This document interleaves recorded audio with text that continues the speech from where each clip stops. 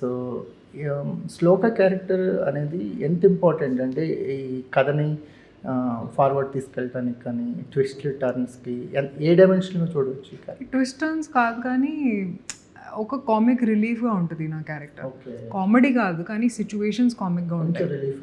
అవును. బెల్లం శ్రీదేవి అని వస్తుంది? లేదు లేదు లేదా? బెల్లం శ్రీదేవి వేరు, తనే కామెడీ. కానీ ఇందులో సిచ్యువేషన్స్ కామిక్గా ఉంటాయి. సో కొమీడియన్స్ కూడా ఉన్నారు అండ్ ఒక కథ ఉంది కానీ మెయిన్ కథతో కొంచెం డిఫరెంట్గా ఉంటుంది.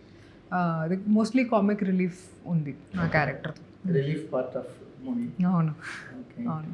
మీకు మీ క్యారెక్టర్లోకి ఎంటర్ అయిన తర్వాత సో మీకు క్యాన్వాస్ వైజ్ చాలా బిగ్గెస్ట్ క్యాన్వాస్, సెట్స్ వైజ్ కానీ సో ఇది ఎంత స్పెషల్గా అనిపించింది? సో ఐ థింక్ మైత్రి వాళ్ళకి ఆల్రెడీ ఒక రెప్యుటేషన్ ఉంది. వాళ్ళు 100% ఇస్తారు ఒక సినిమాకి అండ్ చాలా సపోర్ట్ ఇస్తారు.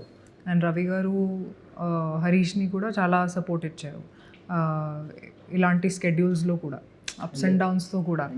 అండ్ సెట్స్ పెట్టాము, ఐ థింక్ పెద్ద సెట్స్ పెట్టారు. అండ్ నేను కూడా మీరు చెప్పినట్టు ఒక పెద్ద స్కేల్లో పనిచేశాను. అండ్ ఈ సాంగ్ స్పెసిఫిక్గా చాలా పెద్ద సెట్ క్రియేట్ చేశారు. 2000 ఆర్టిస్ట్స్ పెట్టారు, డాన్సర్స్ పెట్టారు. అవును, బ్యాక్గ్రౌండ్ డాన్సర్స్ ఇవన్నీ. అండ్ ఫస్ట్ టైం నేను ఎక్స్పీరియన్స్ చేశాను అది ఇలాంటి స్కేల్లో అండ్ చాలా ఎంజాయ్ చేశాను కూడా. And all thanks to Mythri producers. మైత్రిని డైరెక్టర్స్ ప్యారడైజ్ అంటారు. అవును. సో అంటే ఒక వాల్ లాగా డైరెక్టర్స్కి ప్రొటెక్ట్ చేస్తూ ఉంటారు కదా, చాలా ఫ్రీడమ్ ఇస్తారు డైరెక్టర్స్కి కూడా. ఏం చేయాలి చేయండి, మనం సపోర్ట్ చేస్తాం.